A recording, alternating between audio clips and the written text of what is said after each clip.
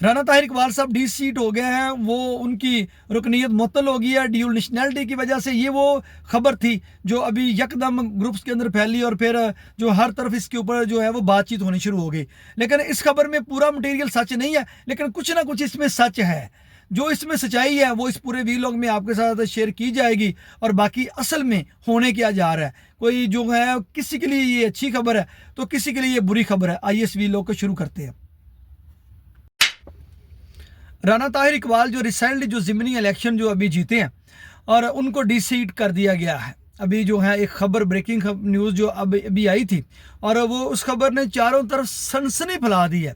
अब ये खबर जो है, देखें, जब भी कोई खबर आती है एक बात हमेशा याद रखिए, उसकी कोई ना कोई ग्राउंड रियलिटीज़ भी होती हैं।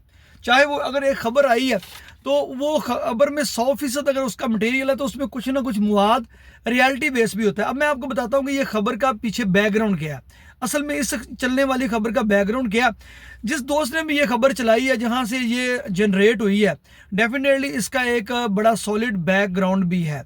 बात यह है कि आपको पता है कि राना ताहिर इकबाल साहब जब ज़िमनी इलेक्शन लड़ने जा रहे थे तो उनके ऊपर सबसे बड़ा ऑब्जेक्शन था ड्यूल नेशनल। उनके पास कैंडिडेट जो थी वो नेशनैलिटी थी और उसको ड्रॉप करना था, उन्होंने उसको छोड़ना था।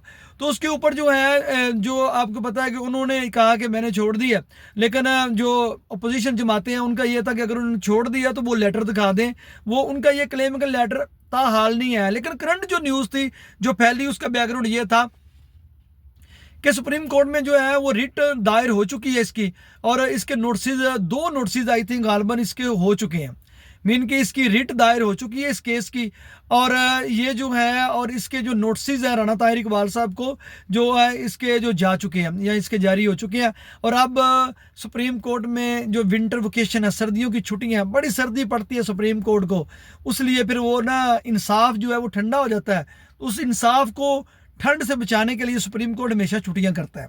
हालांकि इंसाफ का निज़ाम में तो ये छुट्टियां नहीं होनी चाहिए। बहरहाल वो बड़े लोग हैं, बड़े अदारे हैं, पाकिस्तान का सुप्रीम अदारा है, उनकी मर्जी है। अब आते हैं इस खबर के ऊपर। आपको ये पता है कि अभी तक ये जो ड्यूल नेशनल के ऊपर जो मामला है वो राना ताहिर इकबाल साहब के ऊपर जो तलवार है वो लटक रही है। राना ताहिर इकबाल साहब जो हैं वो इसमें फ्री नहीं हो सके। अब मैं आपको बताता हूँ कि होता कैसे है। पाकिस्तानी आइन के मुताबिक, प्रोसीजर के मुताबिक, जब आपने कागजात नामजदगी जमा करवाने होते हैं उससे पहले आपको, अगर आप ड्यूल नेशनल है तो आपको जो है अपनी जो विदड्रॉ करने की, ड्यूल जो नेशनल किसी भी दूसरे कंट्री की नेशनैलिटी छोड़ने का ड्रॉप जो सर्टिफिकेट है वो इलेक्शन कमीशन को जमा करवाना होता है। अपने आपके जो पेपर नामजदगी होते हैं उनके साथ आपको वो जमा करवाना पड़ता है, फिर जाके आपके पेपर एक्सेप्ट होते हैं। अब आप ये सोचेंगे कि राना ताहिर इकबाल साहब तो इलेक्शन भी जीत गए हैं, उनके पेपर भी एक्सेप्ट हुए, इलेक्शन लड़े और जीत भी गए। तो हुआ ये था कि इलेक्शन कमीशन ने जब इन्होंने एतराज़ात लगाए थे अपोजिशन पार्टियों ने कि राना ताहिर इकबाल साहब ड्यूल नेशनल है, वो इलेक्शन नहीं लड़ सकते, तो उस वक्त के जो आरओ था उसने ये ऑब्जेक्शन लगा के उसके ऊपर ये उनके ऑब्जेक्शन के ऊपर ये ऑब्जेक्शन लगाया था कि आपने ऑब्जेक्शन लेट दायर किया है। हालांकि ये काम इलेक्शन कमीशन का था चेक करना कि उन्होंने जो है वो डॉक्यूमेंट्स पूरे हैं कि नहीं है, लेकिन क्योंकि इलेक्शन कमीशन पाकिस्तान है तो पाकिस्तान में सब कुछ चलता है, तो इलेक्शन कमीशन ने ये नहीं कहा कि उनके डॉक्यूमेंट पूरे हैं, बल्कि जिन्होंने ऑब्जेक्ट किया उनको ये कहा कि आपका ऑब्जेक्शन लेट है, तो आप जो है वो आगे जाएं। फिर वो केस हाई कोर्ट गया, हाई कोर्ट से ये केस अब सुप्रीम कोर्ट जा चुका है।